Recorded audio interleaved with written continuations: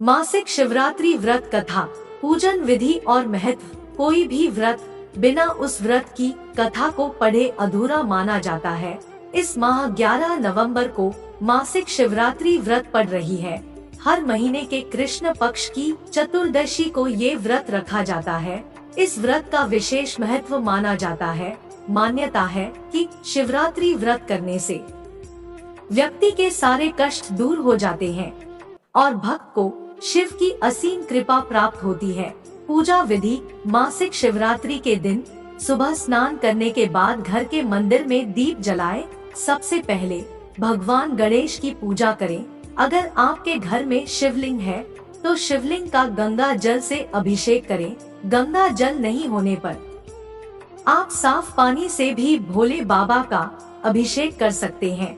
जिनके घर में शिवलिंग नहीं है वो भोले बाबा का ध्यान करें, भगवान शिव की आरती करें। भगवान शिव के साथ माता पार्वती की आरती भी करें। इस दिन अपनी इच्छानुसार भगवान शंकर को भोग लगाएं।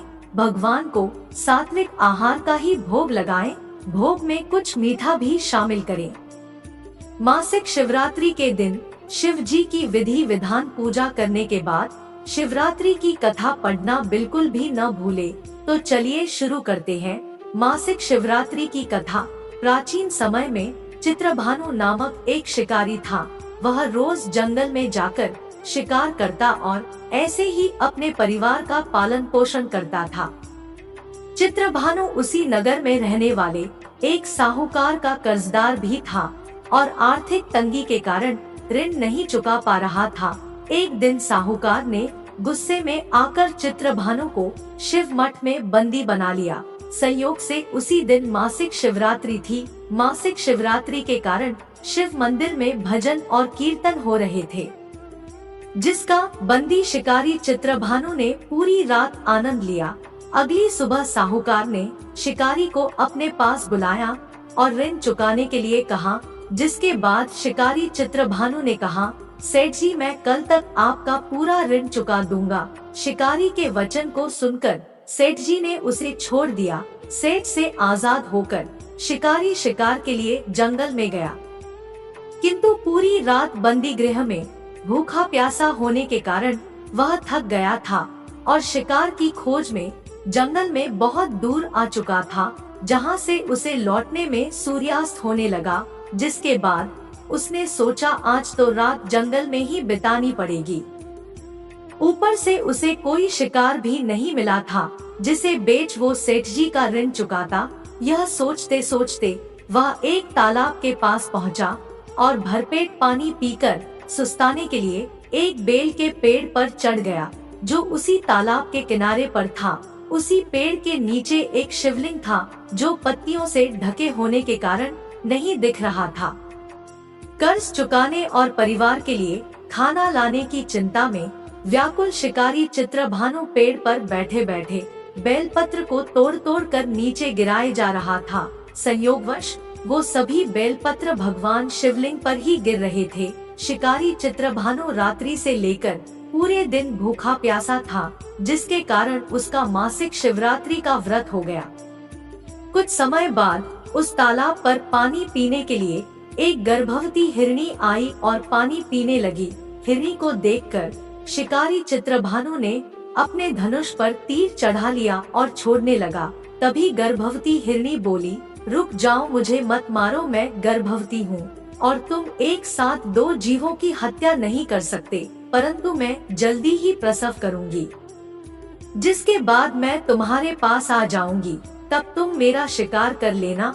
उस हिरनी की बात सुनकर चित्रभानु ने अपने धनुष को नीचे कर लिया और हिरनी झाड़ियों में लुप्त हो गई। इस दौरान जब शिकारी ने अपने धनुष की प्रत्यंचा चढ़ाई और ढीली करी तो कुछ बेलपत्र टूटकर शिवलिंग के ऊपर गिर गए, जिसके कारण शिकारी के हाथों से प्रथम पहर की पूजा भी हो गई। कुछ समय बाद दूसरी हिरनी झाड़ियों से निकली, जिसे देखकर शिकारी के खुशी का ठिकाना ही नहीं रहा। चित्रभानु ने उस हिरनी का शिकार करने के लिए फिर से धनुष उठाया और तीर छोड़ने लगा। तभी हिरनी बोली, हे शिकारी, आप मुझे मत मारो, मैं अभी ऋतु से निकली हूँ और अपने पति से बिछड़ गई हूँ। उसी को ढूंढती हुई मैं यहाँ तक आ पहुँची। मैं अपने पति से भेंट कर लूँ, उसके बाद तुम मेरा शिकार कर लेना। यह कहकर वह हिरनी वहाँ से चली गई। इस दौरान शिकारी चित्रभानु 2 बार अपना शिकार खो दिया था, जिससे वो और चिंता में पड़ गया। उसे सेठ जी का ऋण चुकाने की चिंता हो रही थी। जब शिकारी ने दूसरी बार हिरनी का शिकार करने के लिए धनुष पर प्रत्यंचा चढ़ाई, तो फिर से कुछ बेलपत्र धनुष के टकराने के कारण टूटकर शिवलिंग के ऊपर गिर गए। ऐसे में पूजा का दूसरा पहर भी संपन्न हो गया। ऐसे में अर्धरात्रि बीत गई।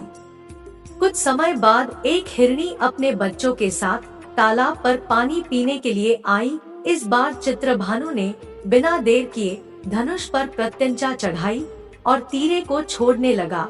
तभी वह हिरनी बोली, हे शिकारी, आप मुझे अभी मत मारो। यदि मैं मर गई तो मेरे बच्चे अनाथ हो जाएंगे। मैं इन बच्चों को इनके पिता के पास छोड़ आऊं, जिसके बाद तुम मेरा शिकार कर लेना। उस हिरनी की बात सुनकर शिकारी चित्रभानु जोर से हंसने लगा और कहा, सामने आए शिकार को कैसे छोड़ सकता हूँ। मैं इतना भी मूर्ख नहीं हूँ। 2 बार मैंने अपना शिकारी खो दिया है, अब तीसरी बार नहीं खोना चाहता हूँ। शिकारी की बात सुन हिरनी बोली, हे शिकारी, जिस प्रकार तुम्हें अपने बच्चों की चिंता सता रही है, उसी प्रकार मुझे अपने बच्चों की चिंता हो रही है। मैं इन्हें इनके पिता के पास छोड़कर वापस आ जाऊंगी, जिसके बाद तुम मेरा शिकारी कर लेना। मेरा विश्वास करो। हिरनी की बात सुनकर शिकारी को दया आ गई और उसे जाने दिया।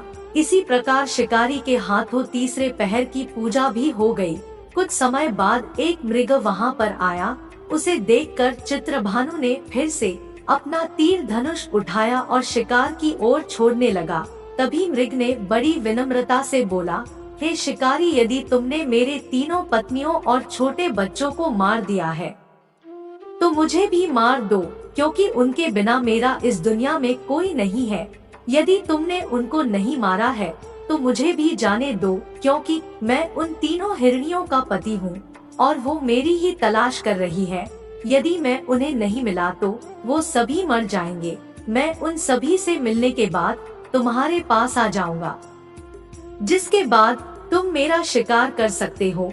उस मृग की बात सुनकर शिकारी को पूरी रात का घटना चक्र समझ आ गया। मृग ने शिकारी को कहा, मेरी तीनों पत्नियां जिस प्रकार प्रण करके गई है, उसी प्रकार वो वापस आ जाएगी, क्योंकि वो तीनों अपने वचन की पक्की है। और यदि मेरी मृत्यु हो गई तो वो तीनों अपने धर्म का पालन नहीं करेगी। मैं अपने पूरे परिवार के साथ शीघ्र ही तुम्हारे सामने आ जाऊंगा। कृपा करके अभी मुझे जाने दो। शिकारी चित्रभानु ने उस मृग को भी जाने दिया और इस प्रकार बार बार धनुष उठाने और नीचे रखने में बेलपत्र गिरने के कारण अनजाने में उस शिकारी से भगवान शिवजी की पूजा संपन्न हो गई, जिसके बाद शिकारी का हृदय बदल गया और उसके मन में भक्ति की भावना उत्पन्न हो गई। कुछ समय बाद मृग अपने पूरे परिवार अर्थात तीनों हिरनी और बच्चों के साथ उस शिकारी के पास आ गया और कहा कि हम अपनी प्रतिज्ञा अनुसार यहाँ आ गए हैं।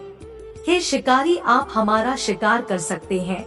जंगल के पशुओं की सच्ची भावना को देखकर शिकारी चित्रभानु का हृदय पूरी तरह पिघल गया और उसी दिन से उसने शिकार करना छोड़ दिया।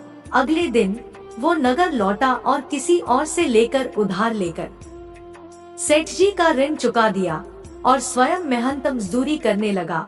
जब शिकारी चित्रभानु की मृत्यु हुई तो उसे यमदूत लेने आए, किंतु शिव दूतों ने उन्हें भगा दिया और उसे शिवलोक ले गए। इस प्रकार उस शिकारी को मोक्ष की प्राप्ति हुई। भक्तजनों, आशा है कि आपको आज की कथा अच्छी लगी होगी, तो इसके लिए एक कमेंट, एक लाइक, एक सब्सक्राइब और एक शेयर अवश्य करें।